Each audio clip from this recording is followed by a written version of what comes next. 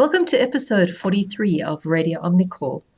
I'm your host, Colleen McClintock, and today we're joined in studio by Dr. Karina De Bruin, an expert on EQ from JVR, and our usual co-host, Dr. Hilton Radnick. I really am struggling to put together sufficient praise for the episode you're about to hear. We've just finished the recording and there's just so many helpful tools and ideas that Karina has shared with us about EQ, which spans across leadership, parenting, even just the whole new remote work and how EQ's impacted.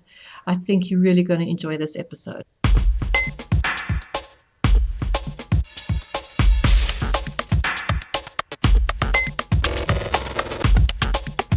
Good, welcome. It's so wonderful to see you, Karina. Welcome, Dr. Hilton Radnick in the corner and Dr. Karina. It's so lovely to make some time to connect and chat. Thank you. It's nice to be here. Thank you, Colleen. Lovely. Thanks for the invitation. Karina is a very old friend of both Hilton and I, and working closely at Omnicore. So we go back a long way, and it's wonderful to connect today around, I think, what possibly could be called your passion or your interest, which is EQ. So maybe just give us a little bit of a background to what brings you to the world of EQ. What are you busy with? Just a little bit of an intro. Colleen, part of EQ or emotional intelligence is a sense of humor. I would prefer for a very long time we've been friends rather than old friends, which is maybe also true. No, Colleen, I'm working at JVR Academy, and I've been there for, I think, almost 10 years now. And prior to that, I've been in academia and I've been a bit in private practice, and I've got one of those lengthy CVs. I think how I ended up in EQ is just happened. When I started at JVR, the first assignment that I got was, okay, Karina, you upskill yourself now to become a certified trainer of one of the EQ assessments that JVR distributes. So coming from an academic background, being used to teaching and training and lecturing, let's put Karina into that. So I did a lot of upskilling, I did a lot of reading, I attended courses, and it really made a lot of sense to me in terms of management, in terms of raising kids, in terms of just, coping with things. That's how I actually ended up there. And I think in this process, also just a self-awareness of what emotional intelligence is all about also makes it much easier for me to apply in my everyday life as well, whether it's work, whether it's home. That's a little bit about me in terms of EQ. And when you talk about EQ, I know it's pretty much mainstream, but what is your definition of EQ? What does that mean to you? Colleen, so I think there's many different definitions of emotional intelligence, and I think it depends on what glasses you are wearing. So some people will say it's more ability-based, or some theories or models will say it's trait-based, more linked to personality. So for me, I'm always thinking about my dad. Now my dad passed away just before I started working at JVR, so that's also 10 years ago. But he would have said, emotional intelligence is nothing but good manners. and I always think about that. So for me, emotional intelligence is really also maybe linking it a little bit to a more formal definition of model that we at JVR and ourselves actually also quite like, is a set of social and emotional skills. So not really abilities, but more skills that can help us to understand ourselves better, that can help us to express ourselves better, that can help us to develop and maintain our interpersonal relationships, that can help us cope with difficulties, cope with stressful situations, and also help us to make decisions in times where there's a lot of emotional things going on. So it's really social and emotional skills that contribute to functioning more effectively from wherever you are. Well, then when I started working with this construct, or finding out a little bit more about it, or even getting involved in the certification training, it was very difficult for me. And actually the person who asked me to become involved in this, she knew I'm going to question, is this not personality? Is this, what is emotional intelligence? And for me, if we look at the research, absolutely, there's lots of studies published where there's correlations between, if we think big 5 personality factors, for example, or personality traits, there's definitely lots of research published on the correlation between, let's say, for example, extroversion and interpersonal relationships and neuroticism and stress management. Those things we know. So for me, personalities, I would like to think it's a little bit more below the surface, but it's so difficult to measure, not to measure personality, but to see personality. So personality you actually see in the behaviors and the skills that people also demonstrate. So for me, it's almost a good marriage between the two. And I don't really want to say, the one is definitely not the other one. For me, it's they're holding hands. They're part of an integrated system. They're part of integrated within you. And I think both of those concepts just help us to understand how people function, how they think, how they behave. The thing about personality we know is, yes, it's being influenced by a whole lot of factors, but it's almost you have to blame your parents for your personality as well. You can't really do a lot about it, but with emotional and social skills, those things you can actually, you can learn. You can teach people to do that. And for me, I always try to explain this in a very practical way. So, for example, myself, I know I'm an anxious kind of person. I'll probably measure quite high on neuroticism, although I don't like that term. It doesn't sound very nice.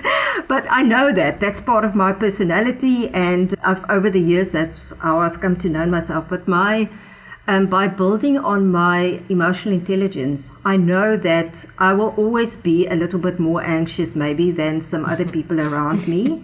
But at least I know what situations will create more anxiety.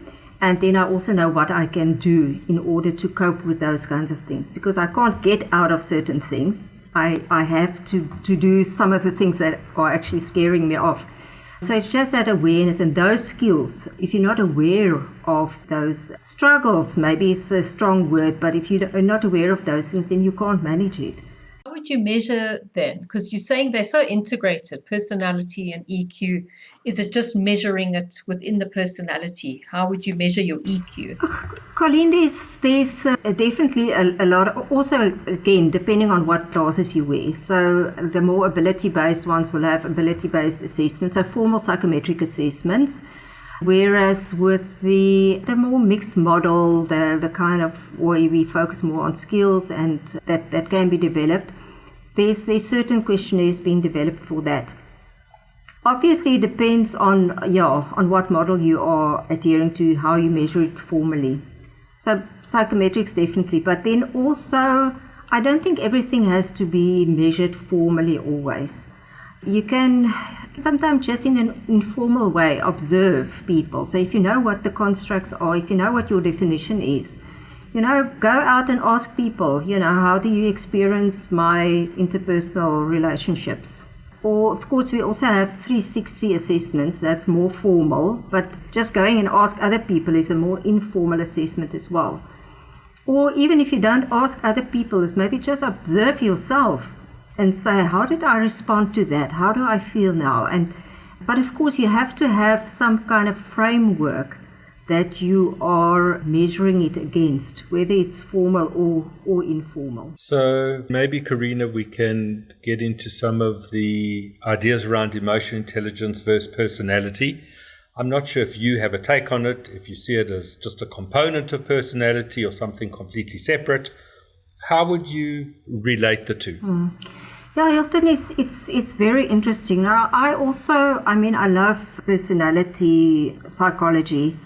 For me, it's like I said, it's core to who we are. It's like IQ, and maybe later on we can talk a little bit about that as well. Internally, it's very important to have that. But again, when you measure emotional intelligence, it has less predictive value in terms of possibilities. For me, it's almost so how do you currently show up? And I think why people very often, specifically on leadership level, people distinguish between personality and they distinguish between emotional intelligence. They very often in leadership assessments or for higher positions, when people apply for C-level positions, people always add that. Because with emotional intelligence, you need to be ready. Although we say you can develop it, you need to be ready for whatever high-level task, whatever high-level challenges, what high-level leadership task and duties that will come your way, to deal with that immediately. So yes, personality is important, but it doesn't always tell us about the skills that you currently have in place already. Yeah, and also I think what's important for me is if we use an EI assessment, we must be very aware of the fact that we are not measuring pathology. We are also not looking for pathology when we use that. And very often people think if we use that, you're supposed to also be able to see whether someone is emotionally stable and all of that. Yes, of course, there could be alignments, but you will never use the information that you got from that to measure that. That's where the personality assessments are definitely much more valuable. What would you say when you're speaking about EQs, like the myths around it? What is the most misunderstood aspects to EQ? Colleen, I think definitely there's a shift in how people observe or how people think about emotional intelligence. And I think because there's lots of literature, some more academic, some less academic, but some more digestible. So for example, the World Economic Forum documents and the McKinsey reports and the Deloitte's reports, all those kinds of reports that come out, and there's really good reading in those as well, where they predict that emotional intelligence will be some of the skills, they say, used in the future world of work, although we know the future world of work is here already. And also, in 2030, so the top 10 list, emotional intelligence always comes up. But part of that list, there's also things like interpersonal relationships or leadership or teamwork. And all of that actually form part of, I think, the emotional intelligence anyway. So I think the awareness out there that we find really helps a lot. But I must say, depending in which industry you are working, it was interesting when we do some emotional intelligence development programs, some industries, depending on who the leader is and whether the leader is, I need to be careful about what kinds of industries I highlight here now. If working in an engineering environment, for example, where you have to try and convince people that emotional intelligence is important, very often people say, but you know what, that's not science, that's not hardcore science. And I think what is, and it's touchy-feely and it's airy-fairy and things like that. But I think once you start unpacking that, it's amazing to see some of the aha moments. So I think that it's a little bit sad that what we are dealing with is termed emotional intelligence. Because emotional intelligence in itself, the word emotional, people think about being soft and being teary, and maybe it's a pity that we use that because people think it is, you are soft and you are not using your cognitive abilities and focusing more on emotions. But once, like I mentioned before, once you start unpacking that, once you start working with it, once you start working with behaviors and you link specific behaviors, everyday behaviors that everyone deals with, regardless of which context you are working or living in, then it makes more sense to people. And we very often see the ahas and say, wow, yeah, that's really like that and it's really like that.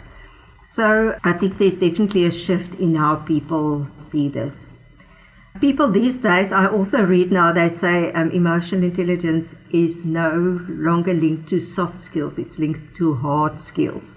So that's an interesting way of looking at it now. I think EQ is interesting in a way because it spawned like a whole industry around it in some kind of way. which is why separating it from personality is just an interesting conversation. To some extent, my understanding is that, like, if you measure the basic constructs of personality with, like, empathy and caring and affiliation, that you're getting a very good read on the constructs that go with EQ. And, is it worth measuring EQ separately for a little bit of incremental value when you can probably get 80% of the read from a basic tool of personality? Yeah. Hilton, I'm glad you're asking that because, we are in the learning and development space, and traditionally there would be a need in an organization. They would say we have a need for emotional intelligence training. Can you do it? Of course, we can do it. We go in. We say we have a very nice 2-day program. And what is quite nice is we integrate a psychological assessment as part of the training, because it makes it more authentic to people as well, and look at their own results and work with their own results and build their own development plan. So after 2 days, usually there's always budget constraints within the organizations. And very often organizations can say, but you know what, we did spend time on 2 days training. But what we say to the delegates and to the organizations, you must remember, when you go out of that door, life happens to you again, and you forget everything that happened. What people must realize is some of the skills or some of the behaviors or habits that we created over how many years. And now they think within 2 days of training, you are quickly going to have a magic wand and make it all disappear or change. So it's a continuous process, continuous development, continuous learning. And what I love about the latest trends, I see more and more of that, where people say learning is a continuous process. So you need to be able to not only have one session and then everything is going to change. You need to reinforce. We use the word cement. So you need to be continuously involved in activities that cement the learning. We also call about drip feed, explaining it to people. It's like going to hospital on a drip, and you have these little bits of drip feed that's entering. So our approach to learning and development these days is that we have a session, a 3-hour or a 4-hour, or if it is a week of face-to-face or virtually face-to-face these days. But thereafter, you have to have that continuous reminders. And it could be a small thing. It could be a 2-minute thing. But on a daily basis, almost be reminded of some of the learnings. I take it for myself. I've worked on my emotional intelligence, and my like I said, my dad would have said, he taught me manners. That's what it is actually all about. But continuously, I'm in a situation where I'm aware, okay, you shouldn't act like that. Okay, you shouldn't act like that. Okay, you're tired. That's why you are so irritated. So it's not, all of a sudden everything will change. What is very nice about the technology is that it makes the delivering of these kinds of learning so much easier. If people have access to some kind of device where they can have a little bit of access to some nugget of learning or so. Karina, going back to your father's comment about manners, that's very cultural, right? So in South Africa, how do you come across this playing out in your workshops? Because manners in my culture and yours are just, could be seen as you being rude, but actually it's just how we do things in our culture. Yeah, absolutely so. So look, my dad will say, but you know what, everything that he did worked, because he actually said, he wants his kids he wants other people to like his kids. Colleen, it was very interesting, and we've done that with our own kids as well. I'm a little bit embarrassed to say that, but you know what, you had to from an Afrikaans background, so you had to look jy moet die oom en die tannie in die oë kyk. You have to, make eye contact when you speak to them, and you need to be confident when you speak to them. And you need to believe in yourself, because if you don't believe in yourself, how are you thinking that anyone else is going to believe in you? So all those kinds of things that, if you go back to emotional intelligence, that was the unintended consequence of trying to build or to provide us with good manners was actually emotional intelligence. In our workshops, we do see the cultural differences. From more conservative kind of environments, it's exactly almost that mindset of, everyone needs to be able to do this, or, it is just good manners. But interesting research that we've done, and also what we've experienced, maybe more so when we deal with certification training on the issue of emotional intelligence, is, so firstly, the research that we've done is on the psychological assessment that we use to measure emotional intelligence, it seems that, for example, Black African people have high levels of emotional intelligence. And it's an interesting phenomenon. We always discuss that it could be really the case, or we also know that the whole cultural thing of individualism, collectivism, maybe really influences that, because we're talking about social skills here as well. So we know collectivism plays a huge role.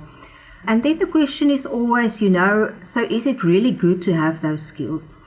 I think what is very important, what is part of being emotionally intelligent, is at the right time, at the right moment, use the right skill. Look at your context as well. So, you know what, for me, I know if I probably would have gone back home, and if I was too assertive and if I was too opinionated with my parents, it wouldn't go off very well. But why do I have to go and prove myself there as this person that is so really assertive? And that the relationship is different, the context is different. So go home, and even if you want to be a little bit more assertive or more opinionated, maybe now is not the right time. Maybe now is not the right context. And was it Aristotle who said all of us should be angry, all of us could be angry, all of us must be angry, but it all depends on, the intensity and where you are angry and whom you are angry to. So I think that is, just think a little bit about it. Use your self-awareness and use your impulse control to decide how should I act and how should I behave. I read a very interesting thesis just this week, and it was about learning and development. And part of what the article was saying is that when we look at the efficacy of learning, particularly inside of programs and particularly behavioral learning, that although you often find, like inside of workshops and role plays and those kind of things, that people can enhance their skills, that when they go back into the workplace, it's rare that those learnings are internalized and sustained and carried over. And I wonder if EQ maybe falls into that category. I wonder how you see it, because it's so hard to measure anyway, longitudinally, whether training in EQ actually provides internalized long-term behavior change. What's your take on that? If the role is for a brain surgeon, a neurosurgeon, and anyone could apply, then I'll probably go for looking at cognitive ability and functional capabilities, because I think depending on the role, so actually I'm making a joke about this, but depending on the role, I will look, let's say neurosurgeons. Not that I'm working in that field or that I have interviewed them. I think I'm too stupid to interview them. But if I have to interview them, chances are good that they come in on the same level of IQ. They both have whatever kind of degree, they've specialized, they've got lots of experience. And so I think there one could say things have been sorted out already in terms of cognitive ability. So for me, the person that will be more effective then is maybe the one, if we stick to that example, is maybe the one with better bedside manners, which is maybe another term for emotional intelligence. Because it's not only doing the operation, but it's also engaging with the patient on an individual level, also understanding, having empathy with the client about his or her fears, but also dealing with the family of the patients. If everything else is on par, I will definitely look at the emotional and social skills. So the role is important. And Hilton, I must say, people have read Daniel Goleman's book that was it in the 90s, or I can't even remember, when he talked about, is it all about IQ or EQ, that whole debate. And I think people very often misinterpret the importance, or if we put IQ and EQ next to one another. Sorry, I'm jumping on this bandwagon now because I'm changing direction now a little bit. And people will say, but all the research has shown that EQ is so much more important than IQ. And EQ is, if you look at interesting studies, and at these very interesting studies, I mean, go and look at the marshmallow experiment of way back when, where EQ or emotional intelligence is definitely linked to performance and well-being as well. But what people forget is you cannot compare, you have to compare apples with apples as well. So if you want to appoint an engineer, of course they must have an engineering degree. Of course they must be able to have the functional competencies. But so people forget about that aspect of ability and being able to do the job well. But what comes on top of that is then the emotional skills. So you need the IQ, absolutely, like a bird with two wings. A bird can't fly with one wing that I've seen, so, or effectively at least. So one wing the IQ, one wing the EQ. You need definitely both. So, Karina, if you were in charge of selecting someone for an important role in a business, and you could only ask them in a particular direction, or only find out about them in a particular direction, but only one direction, would you rather choose to find out how intelligent they are, or would you rather choose to find out how emotionally well adapted they are? If you had to choose between only one of those. Yeah, no, absolutely. I mean, we know that decision making and problem solving, there's you need to have a very strong cognitive ability to do that. You need to be able to function on a different kind of level there in terms of leadership as well. But if we think in terms of emotional intelligence and decision making, it's so. Emotional intelligence actually sits in the brain, eh? So it's okay. So it doesn't sit in the heart like many people think, but it's making that link between your prefrontal cortex and your emotions. So can you actually make that link, and can you actually regulate yourself? So when you are a high fly leader and you have to make the difficult decisions, you need the cognitive ability to do that, absolutely. But you also need to know how, under stressful situations, how's my emotions going to impact my decision making as well. So it's really an interplay of things. And for me, it's always put things into context and see how these things can work together, because we are complicated beings and we are, consist of various different things. And these days, I saw this, you get a DQ as well now, digital quotient. So we have to work on our DQs now. Yeah, Colleen, and you get a CQ, you get creative intelligence, and so again, it's all in a name, like the EQ. I mean, EQ is actually not emotional intelligence; it's the measure of a construct. So we must rather use EI if you want to talk about emotional intelligence. Yeah, so don't, doesn't really matter what you call it, or rather look at what's the implications of the behaviors, and Karina, when you're talking about someone who's struggling in this with this competency, what sort of behaviors will you see playing out, particularly at work in a team with someone with low EQ? Colleen, EQ is multidimensional. So, yes, when we measure it, we get an overall EQ score, like we get an overall IQ score, but we also know, like same with IQ, it's not only just one construct that we are measuring. There's a whole lot of different things that we are measuring. So it could be on the self-awareness levels. It could be on the emotional expression level, how you show up, how you express yourself. It could be on the interpersonal level.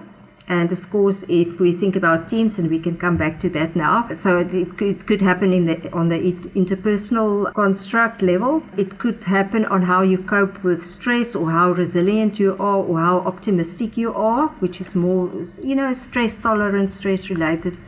And then also very often on decision making, problem solving, impulse control. So in teams, the teams consist of people. So you can imagine that the interpersonal component of emotional intelligence is very often visible, positively visible or negatively visible in teams. And it's very often because we are not tolerant of other people. We don't have empathy with people. We don't understand people. And it's not necessarily always our fault, because if someone in the team doesn't show you anything, if they don't have a good self-regard, if they don't have a emotional expression, then it becomes very difficult. If they are not assertive enough, if they are too dependent on the team. So it's really a team effort to get a team to function effective. But very often,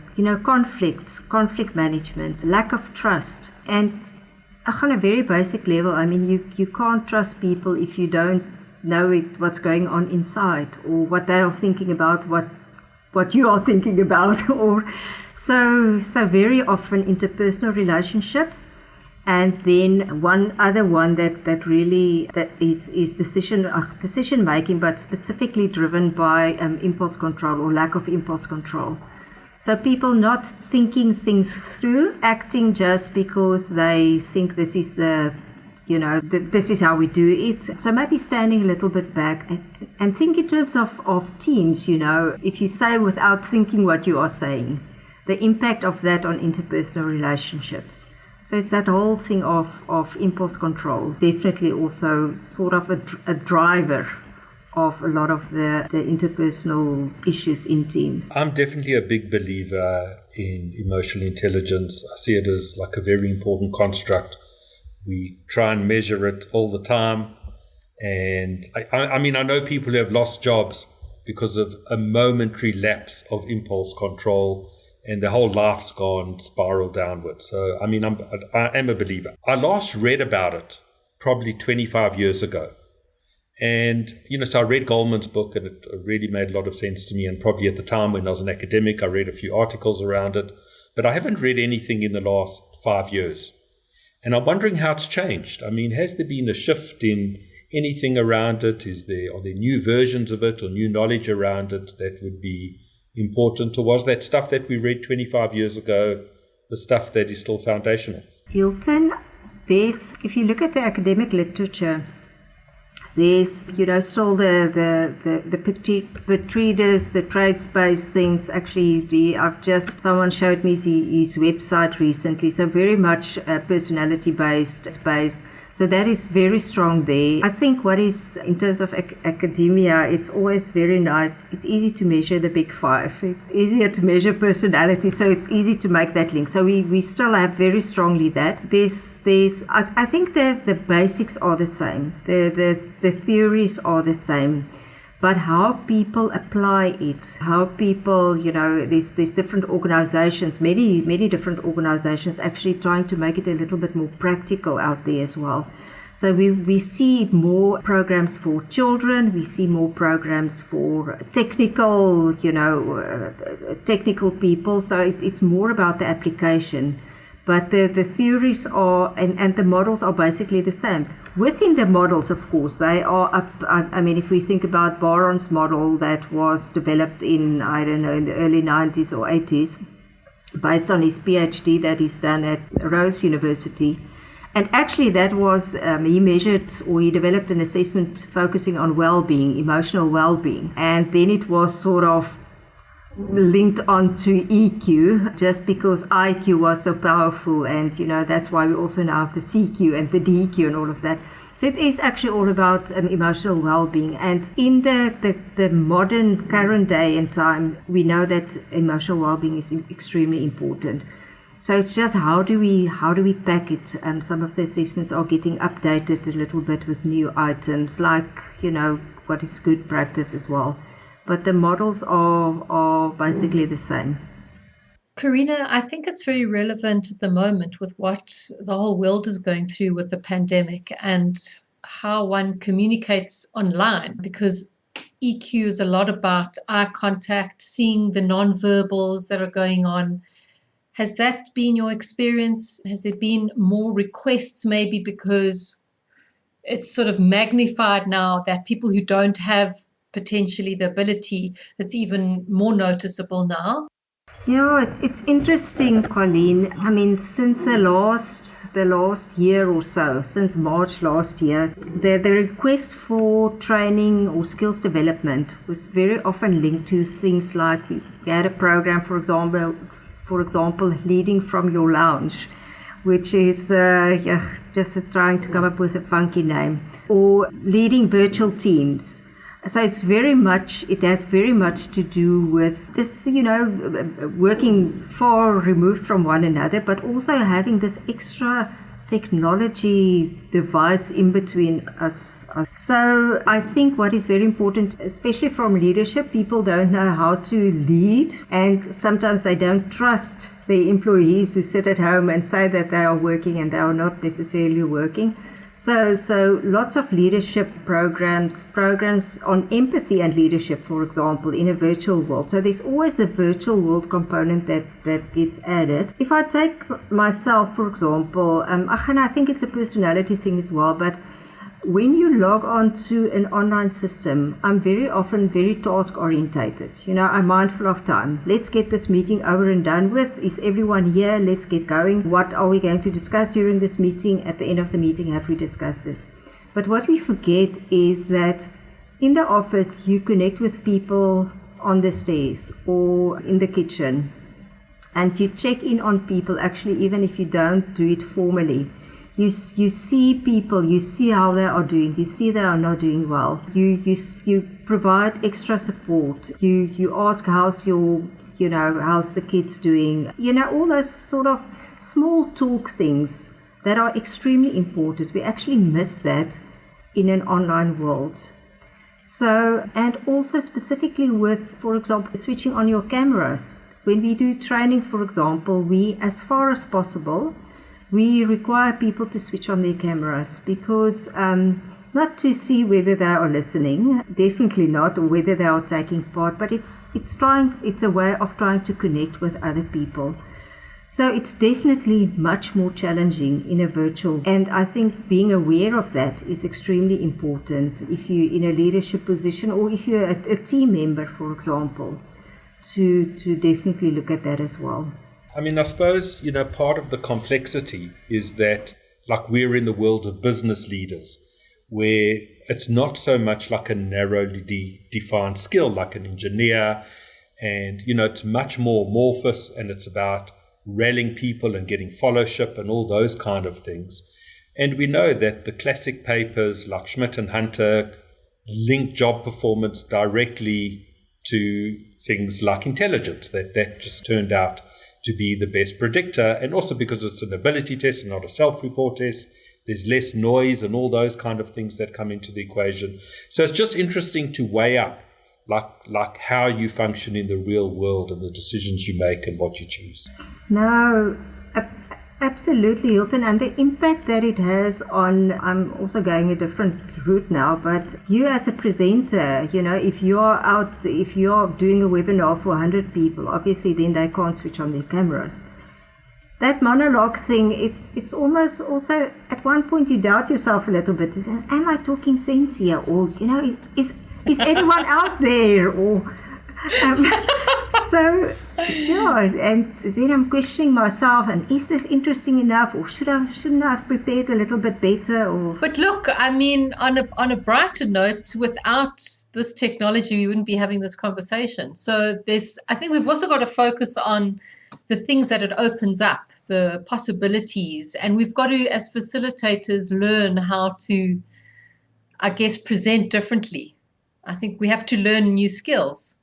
yeah, absolutely. From a business point of view, I mean, this is actually great. There's all sorts of other kinds of challenges, but for example, we got a registration from someone for one of our courses from Singapore last night.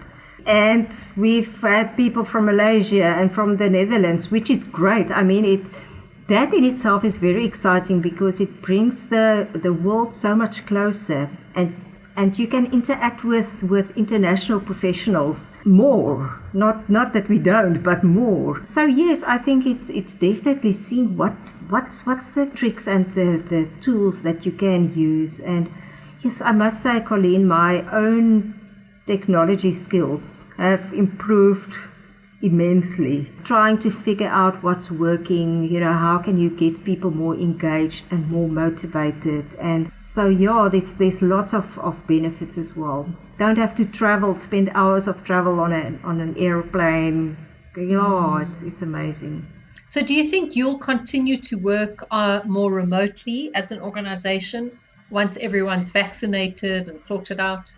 Yeah, sadly so. I think of course, like we say, there's lots of benefits. So it's a year and a half later almost now, or just more than a year later, that everyone actually, so our offices are open in Johannesburg.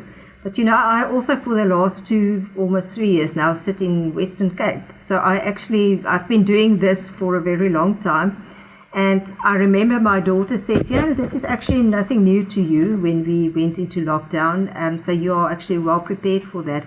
But there's definitely a need for people to connect. We miss one another a lot in terms of socializing. And in my office, for example, there's a lot of introverts. So it's not a lot of socializing in that sense of work.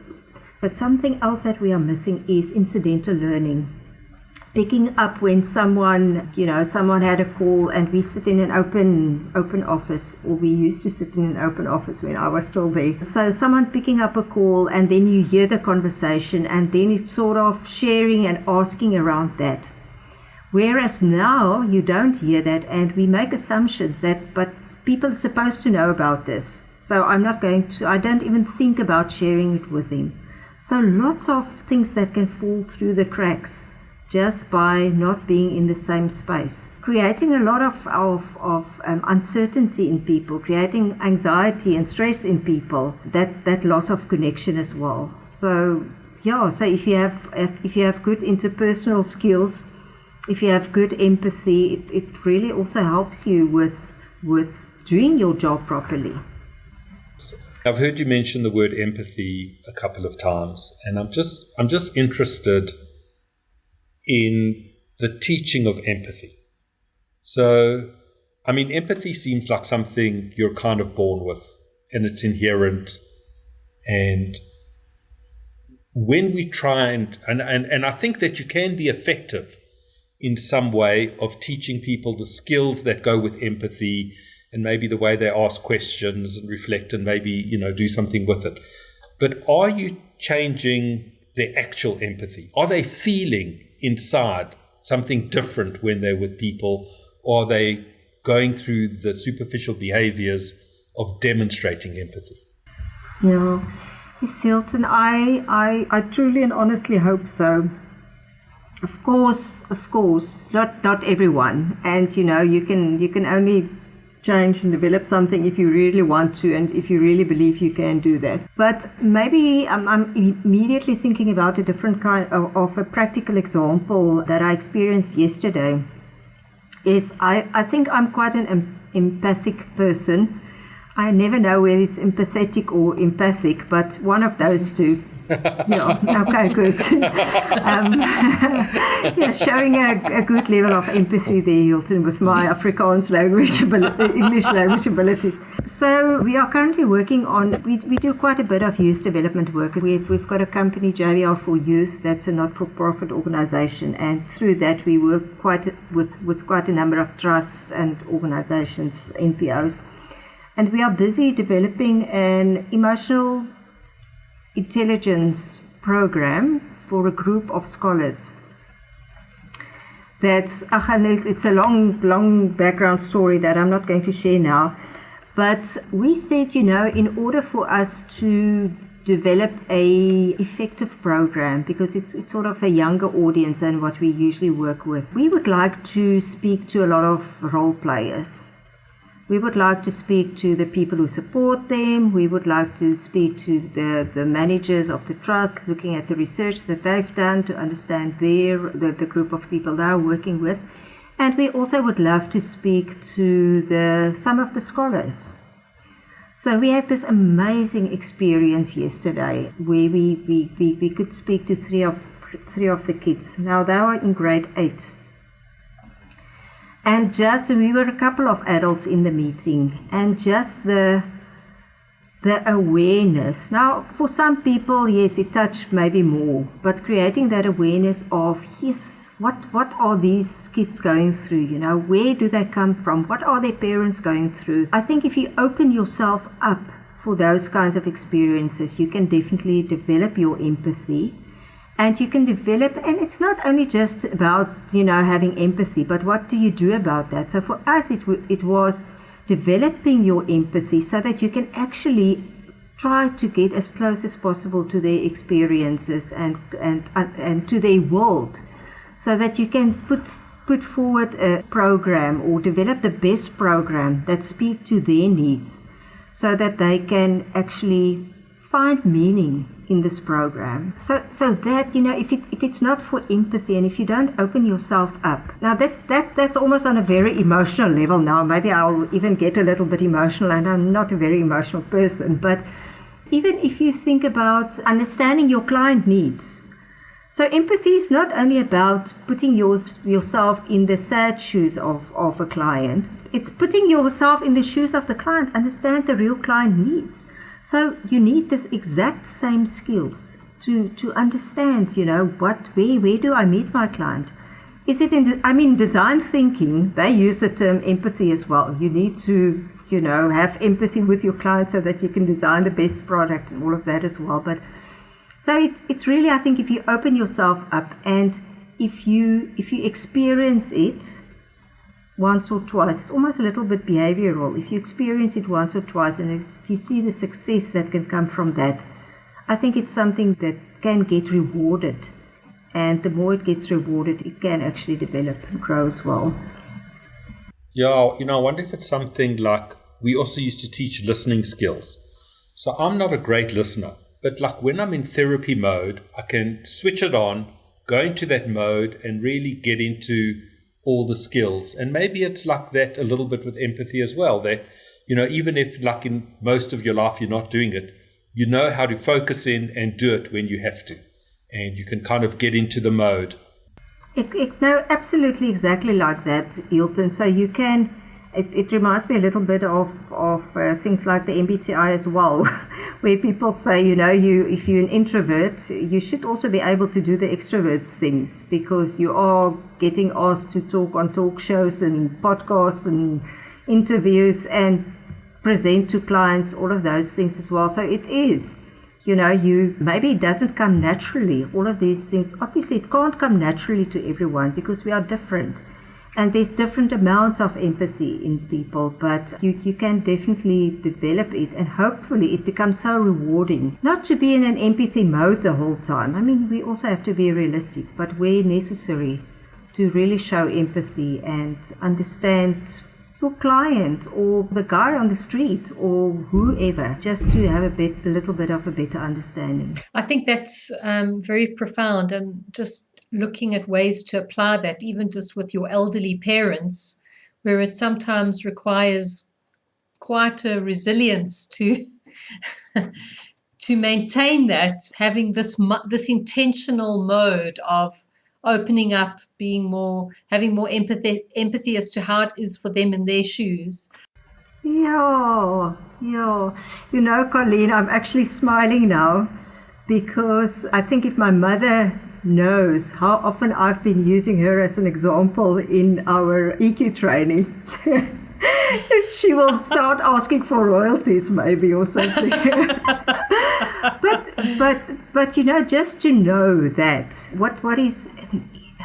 just to know that research has shown that you can develop emotional intelligence up until the age of 65, roughly there. I mean, this is maybe a little bit of an arbitrary number as well, but up to a certain point, and thereafter it goes down. Just by knowing that, provided me with so much insight into, let me stick to my mother now. My mother also moved to Stellenbosch in the beginning of the year, so she's really very close by, and I'm actually going to her right now. I'll tell her that I talked about her. So just by having that understanding, and we don't always know why, but for me, for example, if I think about my mother, so if your physical capabilities are, if you're not as strong anymore, then also, you don't trust yourself that you're not as fit as you used to be. You start doubting yourself a little bit. And I think it's a whole interplay of a whole lot of different factors. But creating that awareness of, yes, you have to be now, your mom is going to tell you the same story again that she's told you. Think about, you can either say, Ma, you've said that millions of times. And chances are good that she's going to say that anyway again at one point in time, or maybe just sometimes listen to it with a different kind of ear, or listen to it or give a different kind of response. What does it really take to, in that moment? It's all about the interpersonal relationship and the empathy and the love for your mother. So yeah, stick it out sometimes. It's so helpful. Yeah. Thank you so much. That was a very good place to wrap it up, I think. Hilton, any final comments from your side? No, thanks. I enjoyed that, Karina. You've inspired me to just be a better version of myself, and I'm going to go try it straight away. Thank you. Yeah, Karina, it was lovely it felt like this podcast for me just felt like a really gentle meditation almost. It was just lovely to connect, and you make so much sense. And I think Hilton's right, it inspires one to look at ways in our lives where we can just remind ourselves about these things that we know we can do them. I just think it's about the reminder and practicing them more. Yeah. So thank you so much, Karina, and we wish you a lovely visit with your mother. Send her all our regards. Thank you, I will do so. I just have to say, I make a lot of boo-boos in my life, so please don't think that I've mastered emotional intelligence. Thank you so much for listening all the way to the end. We really hope you enjoyed the episode. It would help us a lot if you subscribe to our podcast on iTunes and Apple Podcasts. Give us 5 stars if possible, and check out our website www.omnicore.co.za. You'll find our previous episodes and other blogs and helpful resources, and we look forward to connecting in the next episode.